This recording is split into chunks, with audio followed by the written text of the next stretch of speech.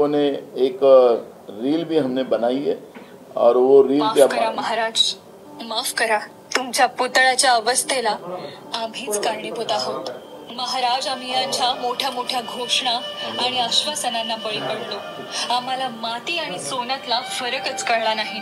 महाराज, तुम्ही उभारलेल्या गड किल्ल्याचा आजही प्रत्येक दगड शाबूत आहे, पण भ्रष्ट युतीने उभारलेला पुतळा 8 महिनेही टिकला नाही. महाराज, तुम्ही स्वराज्याचं हित पाहिलं, रयतेचं हित पाहिलं, पण या भ्रष्ट युतीच्या नेत्यांनी स्वतःच भलं केलं. महाराज, आम्हीच दोषी आहोत, कारण आम्ही तुमच्या पुतळ्याच्या बाबतीत नेते म्हणून यांच्यावर भरोसा टाकला, पण यांनी कमिशनसाठी लाडका कॉन्ट्रॅक्टरच गाठला. महाराज, तुमचं नाव घेऊन सत्तेत येणारी लोक तुमच्या सोबतही नीच वागली. घात झाला महाराज, घात झाला. इथेच आमच्या वेड्या भावनेचा घात झाला. तुमच्या पुतळ्यामध्येही यांनी टक्केवारीचाच डाव केला.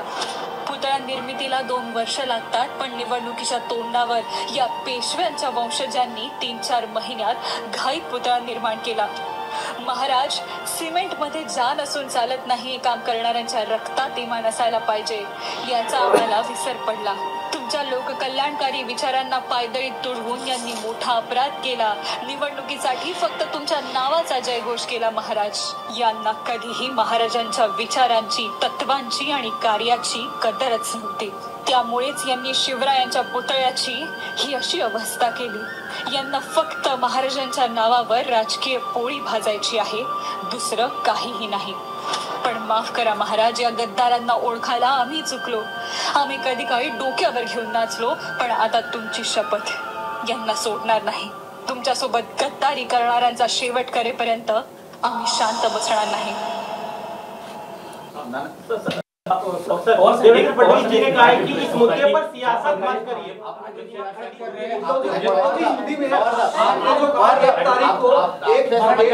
देवेंद्र फडणवीस ये कह रहे पवार साहब कि आप लोग राजनीति कर रहे, जानबूझ के इस पूरे मामले को लेकर पॉलिटिसाइज करने की कोशिश एमबीए कर रहे हैं. ये बात है, यहाँ राजनीति क्या है? ऐसा है, शिवाजी महाराजांच्या काळामध्ये एक गोष्ट लोकांना भावली आणि ती म्हणजे त्यांच्या कार्यक्षेत्रामध्ये राज्याच्या पात्राने एका मुलीला तिचा अत्याचार केले आणि ही तक्रार शिवाजी महाराजांच्याकडे आल्याच्या नंतर त्यांनी त्याचे दोन्ही हात करून केले आणि अशा प्रवृत्तीच्या संबंधीची नीती माझी काय हे संबंध जनतेच्या समोर त्यांनी ठेवलं. एका भगिनीला त्रास दिला, त्याच्यामुळं इतकं सक्त निर्णय त्यांनी घेतला. आज असा निर्णय घेणारा आणि त्याची फसवणुकी समोर जाऊन ज्यावेळी तयार करून आली आणि ती करण्यामध्ये जो भ्रष्टाचार झाला, त्यामुळं आज ती वृत्ती उद्ध्वस्त झाल्यासारखी दिसते. कोणी सांगतं वाऱ्याचा वेग होता, आणखीन काय करायचं.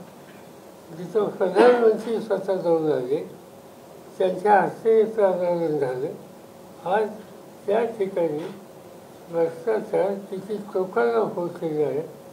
कुठं भ्रष्टाचारी भूमिका घेऊ नये याचं तारतम्यसुद्धा या सरकारमध्ये नाही. त्यामुळे शेवटी लोकांच्या जी तीव्र भावना आहे ती आज या कार्यक्रमाच्या वतीनं खुली करावी म्हणूनच आम्ही तिघांनी आणि महाराष्ट्राच्या जनतेला आवाहन करून हा कार्यक्रम हाताळला. उद्धवजी, या प्रकरणामध्ये गुन्हा दाखल झालेला आहे. गुन्हा दाखल होऊन सुद्धा पराग आप्टे असेल किंवा चेतन पाटील असेल हे अजूनही फरार आहेत. पोलिसांना ते सापडत नाही आहेत. अशाच पद्धतीनं मागे सुद्धा ज्यावेळेस काही ऍक्सिडेंटची प्रकरणं घडलेली होती त्यावेळेस गुन्हेगार हे फरार होतात आणि सगळं वातावरण शांत झाल्यानंतर त्यांना समोर आणलं जातं. बदलापूर प्रकरणातले देखील आरोपी त्यात फक्त एकच की जो गुन्हा दाखल झालाय तो फक्त